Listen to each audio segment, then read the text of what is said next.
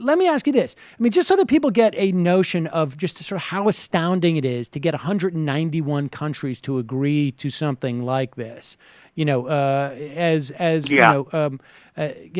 if people perceive this as anemic, at least in the short term, in terms of actual execution of agendas and ambition of agendas, putting aside the mechanisms that are built.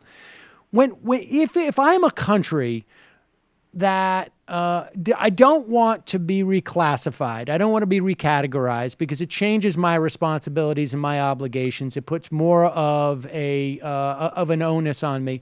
But also, how much of what happens here impacts other arenas? So in other words, if I'm categorized as a mid-developing country, let's say, in the Paris Accords, how much does that impact me for other obligations and other treaties, or potentially impact me as a country in other obligations and other treaties that could come down the road? In other words, like, oh, you've been classified as a mid-developing country here. That means we're going to get rid of $100 billion worth of food aid that you get, or something like that. I mean, is that an issue in these things? No. So here's the deal. The classification within the UN Framework Convention on Climate Change, I don't think they were concerned that would necessarily have any impact on any other issue outside of climate change, like other UN agreements or policies.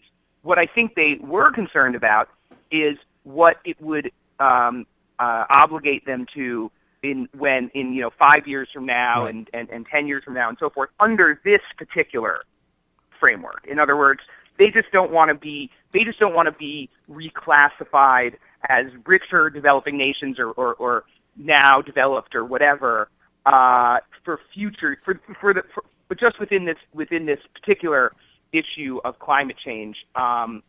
Because the thing you have to understand is that there's going to be, in decades to come, and you just see this beginning to bubble up, huge issues of the demands made by poor countries on rich countries to compensate them for, help them prepare for the effects of climate change.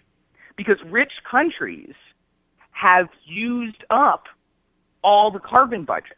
They've burned all these fossil fuels that have caused this 1 degree Celsius of warming we've already experienced.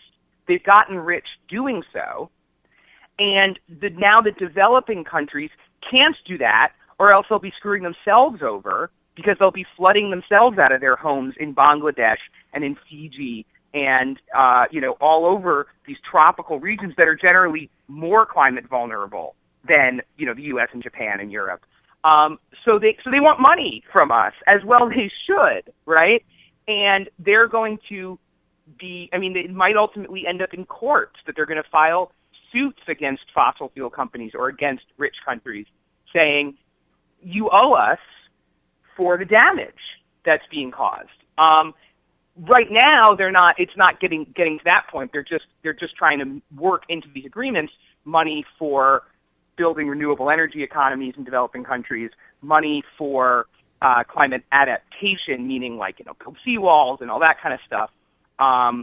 They also, though this is a new issue, they want something called loss and damage. And that's like when Typhoon Haiyan hits the Philippines and there's massive suffering and loss. And you can't say that typhoon was caused by climate change, but you can say the Philippines are suffering more frequent and severe typhoons because of climate change. Well, shouldn't the countries that got rich causing climate change pony up? That's their position. And so if you're China or South Korea, and you've only in the last decade or two started emitting a lot, you don't want to be moved into this category where you're going to be on the hook the same way that the U.S., which has been emitting, the biggest per capita emitter in the world for 150 years is. And China's position there, I think, is understandable. And it wouldn't really be fair to them to put them on the hook the same amount that we are. That's So interesting. you have you need this more fluidity of definitions, because but you still can say, hey, China, come up with $3 billion as they did for clean energy finance, because you have a stake in avoiding climate change, reducing climate change, and helping poorer countries. And you've received, that's commensurate with the benefit that you have received from basically externalizing the costs of your economic growth, right? I mean, this is all about externalities, and we're just doing it on a different level. And you're going to have to now pay for that externality that you basically imposed on the planet. The U.S. has imposed more of those external costs. China maybe less so, et cetera.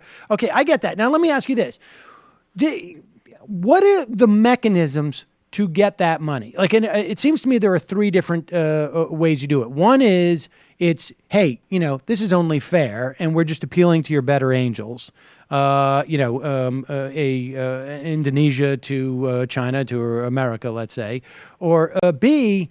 Hey, you're going to cause so much social instability that this is going to come back on you. I mean, you've seen what happened in Syria.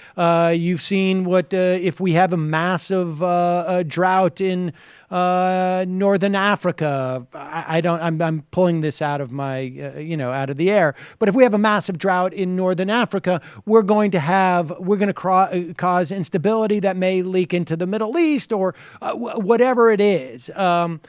So you got to pay us to basically maintain some type of social equilibrium. And then the third one is a legal apparatus, sort of almost like, this is a tort court, and we're going to take you to court, and we're going to sue you because we can prove damages. And, this is, there's a case, this is a case like you were a factory housing bad chemicals, and you didn't want to spend the money on a proper factory, and it leaked into our river, and you're going to pay now to clean that river and to, help all the people who got sick from it. Is there an apparatus in the Paris Accords or in anywhere else? Is it via the UN, or is there just sort of basic where that type of lawsuit takes place?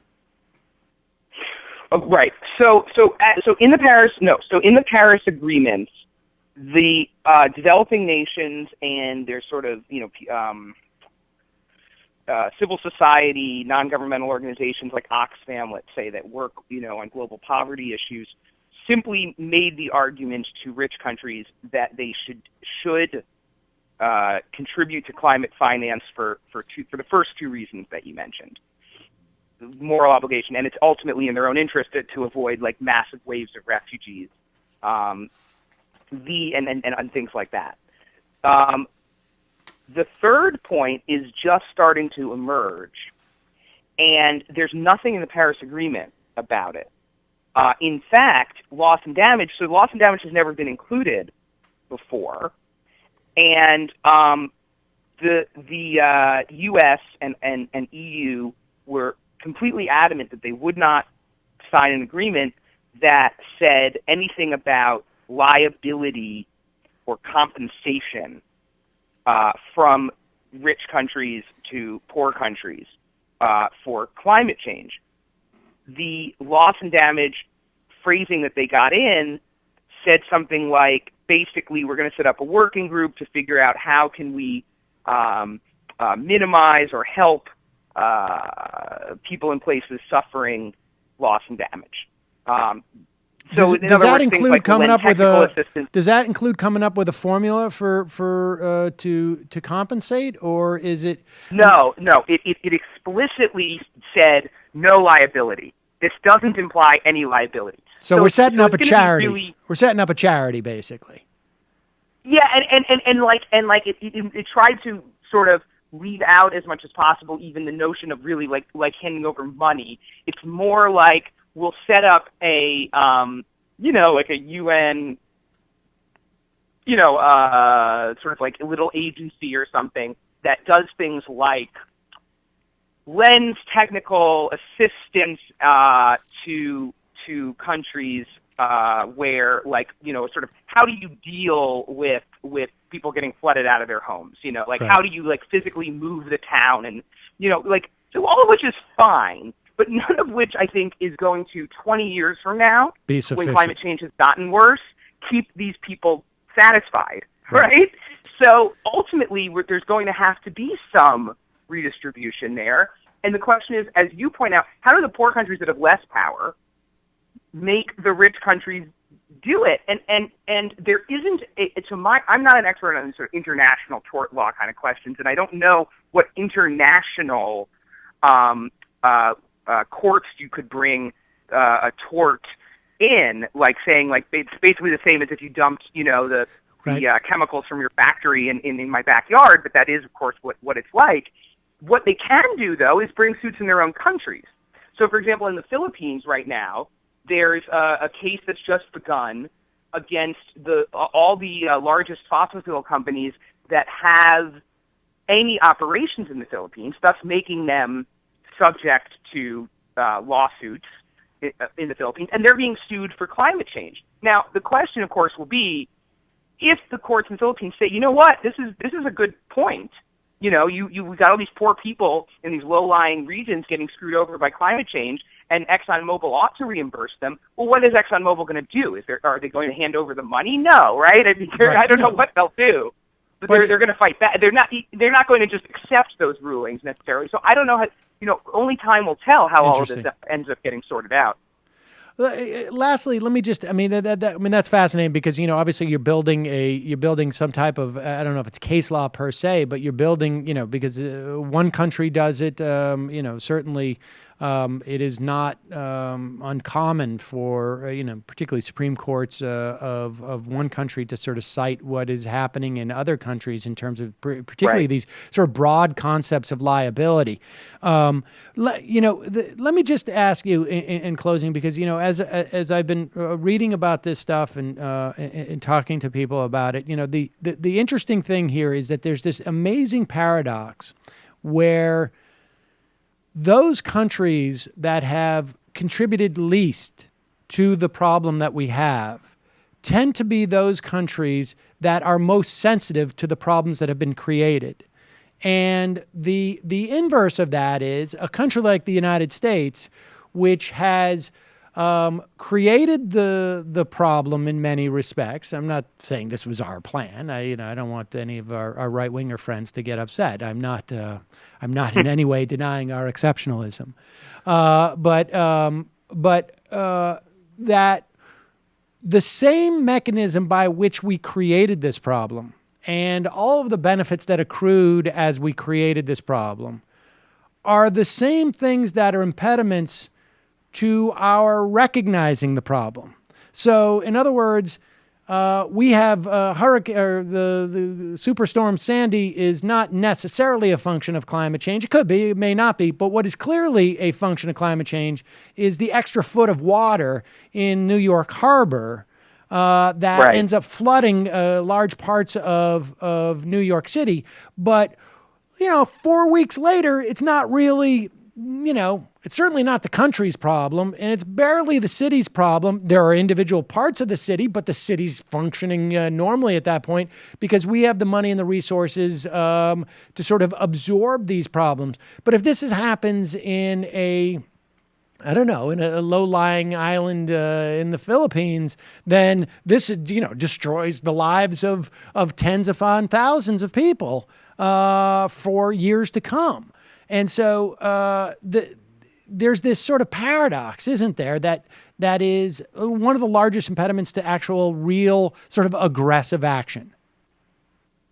Yes, that's exactly right. I mean, and what makes it all the more paradoxical is this: take a country like India. India is very climate vulnerable, right? Extreme heat is a problem in India. You have the floods in Chennai that were going on while we were in Paris, that are caused by huge rains that are flooding people out of their home. And India is a poor country that doesn't have the means to deal with it the way we do in the U.S. So on the one hand, they are an example of the countries that, and while they emit a lot because they have so many people, their emissions per capita are very small. So they're an example of what you're talking about, like in the Philippines, a country that is getting the brunt of the damage that has been caused by countries like the U.S. But on the other hand, India has 300 million people without electricity, and so India, and it has coal.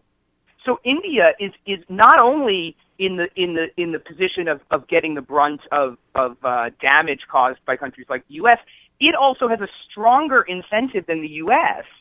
to say, yeah, we don't like climate change, but on the other hand, we need to give our people electricity, and we need to do it as cheaply as possible. And so you have countries like India saying, we're not going to sign on to as strong an agreement as you want on climate change. We're not going to agree to cut our own emissions. You want to cut yours? Great, you should, because you've caused the problem up to this point. But you can't come to us now and say, hey, India, because you have 1.25 billion people, you just can't emit anything like we did, and you're going to have to stay impoverished. That's crazy, because there's many different kinds of suffering. It's not like climate change is the only kind, right? Those people living without electricity are suffering right now too.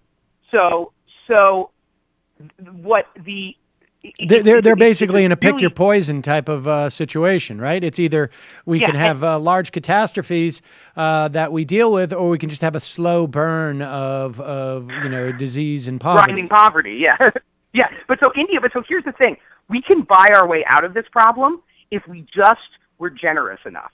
The problem is the U.S. and other rich countries won't buy off India and countries like that. Indonesia is another good example. We need to go to India and Indonesia and say, we know you have the potential to rapidly develop economically. Of course, you have the right to, and you should, but you need to do it entirely on clean energy. And yes, it might be more expensive in some cases right now than but we'll subsidize it. Exactly. And if we came up with enough money, they would, because they're terrified of climate change. It's not like, they're not Republicans. They're not denying that it's going to happen. They just have competing priorities. And we need to just buy them off. And we could, but we won't come up with the money. And that's why the agreement isn't as strong as it needed to be, because we aren't buying off India and getting them to commit to those emissions reductions, because we're offering a tiny amount. We're a couple $2 billion over 5 years. We need to offer them many times that amount to get what we need from them. Well, Ben, we have wars to fight, so we can't be willy-nilly with our money, and so it's fascinating stuff, Ben. I appreciate your the reporting you did on the talks themselves, but also your insights in this issue and a larger perspective on it. Ben Adler, we will link to your pieces on at grist.org. Thanks so much for your time today. Really appreciate it. Thank you. It was my pleasure.